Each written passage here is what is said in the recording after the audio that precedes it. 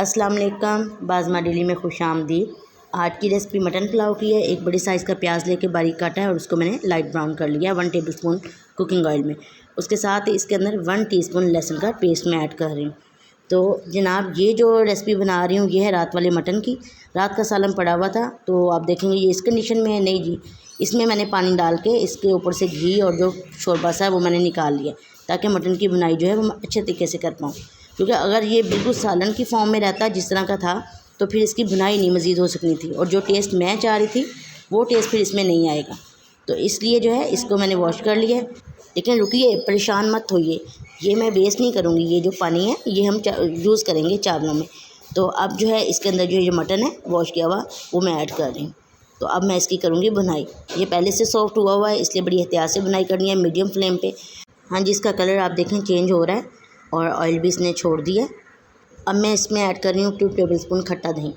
अगर ये वैसे मैं बना रही होती तो तकरीबन कप 1.5 कप दही जाता, लेकिन अब ये पहले से रेडी सालन था, रेडी था मटन, तो इसमें मैंने उस हिसाब से चीज़ें डालनी है। ये थोड़ा मुश्किल तो होगा आपको इस तरह, लेकिन ये बहुत मज़े की रेसिपी बनती है और इसका टेस्ट बहुत यूनिक आता है।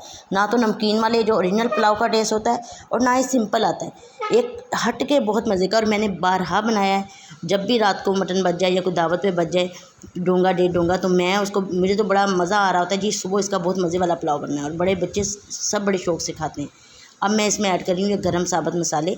इसमें आप ये देख लें, मेरे पास तेज़ पत्ता है, मोटी इलायची है, जायफल है, जावित्री है, ज़ीरा, दालचीनी, बादियान के फूल हैं, कुछ लौंग हैं। ये सब मसाले जो हैं वो मैं इसके अंदर ऐड कर रही हूँ क्योंकि पुलाव का अगर आपने बिल्कुल अच्छा मज़े वाला टेस्ट लेना है तो ये सब मसाले यूज़ होंगे। टिपिकल मसालों के साथ जो है मैंने इसमें जायफल, जावित्री और जो है बादियान, ये 3 चीज़ें मैंने जो है इजाफ़ी, मतलब ये यूनिक है, ये हम हर खाने में नहीं यूज़ करते, तो ये पुलाव में बहुत अच्छे रह जाते हैं या बिरयानी में, तो मैं ये भी इसमें ऐड कर रही हूँ।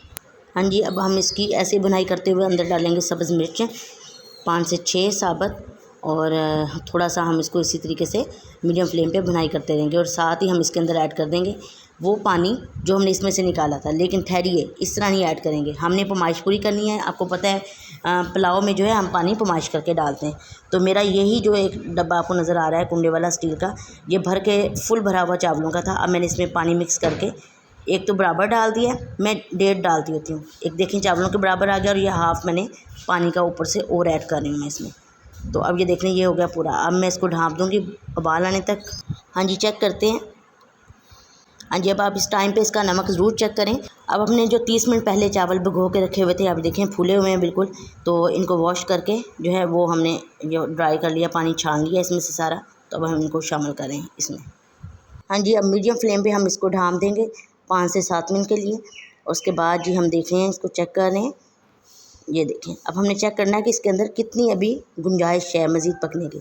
अगर आपको लग रहा है कि आपके चावलों को ज़रा टाइम लगना है तो फिर आप इसको गीले कपड़े का दम दें, और आपको लगता है तैयार हैं, बस थोड़ी सी इसमें कसर है, आप इसको चेक कर सकते हैं, फिर आप जो है ड्राई कपड़े से दें। ये तवा मैंने हीट रख लिया है लो फ्लेम पे, और अब मैं जो है गीला कपड़ा निचोड़ के फिर मैं उससे दम लगाऊंगी क्योंकि मेरे चावलों में अभी 2 कनी है।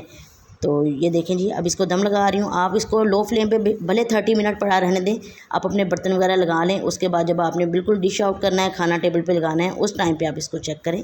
तो ये देखिए, हाँ जी, माशाल्लाह बिल्कुल रेडी है। ज़्यादा गुंजाइश थी इसमें तो मैंने इसको गीले कपड़े का दम दिया है। लो फ्लेम पे तवा रख के आप दम दें।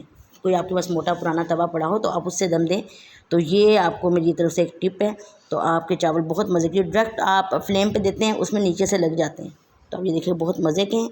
और जो है अब हम इसको करते हैं डिश आउट। डिश आउट भी मैं जो है पलटे चमचे से नहीं करती, बड़ी प्लेट ले लें अगर आपके पास नहीं है तो, वरना ये मेरे पास है, मैं तो इससे करती हूँ। तो ये पकोड़े वगैरह निकालने वाला है पलटा सा, तो मैं इसी से जो है डिश आउट कर रही हूँ। इससे आपका चावल टूटता नहीं है। देखिए, इसका टेस्ट जब आप बनाएंगे तो आप मुझे दुआएं देंगे। इतना ज़बरदस्त इसका यूनिक टेस्ट आता है कि जो खाएगा उसको ये समझ आएगी कि आपने किस तरीके से ये रेसिपी बनाई है। तो अगर आपको मेरी ये वीडियो पसंद आई हो टिप्स ट्रिक्स के साथ, तो इसे लाइक कीजिए, शेयर कीजिए और मेरे चैनल को सब्सक्राइब कीजिए। जज़ाकल्लाह।